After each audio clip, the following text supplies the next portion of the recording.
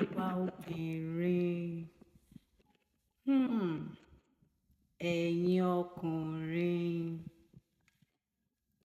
Ọ̀rọ̀ mi lónìí dá lórí àwa obìnrin nítorí pé orientation àwọn ọkùnrin lórí wa ni wípé gbogbo obìnrin ni bákan náà, àti ọmọdé wọn àti àgbà wọn ló máa ń ní èrò kan wípé gbogbo obìnrin bákan náà ni wá.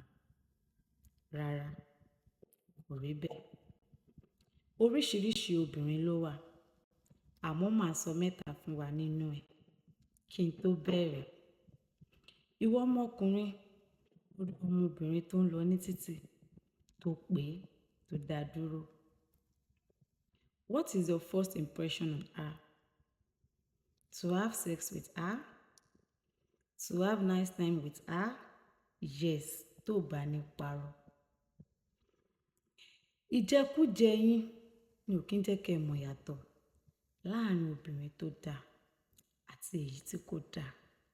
Yorùbá bọ̀, wọ́n ní ìrínisí ni ìṣenilọ́jọ̀.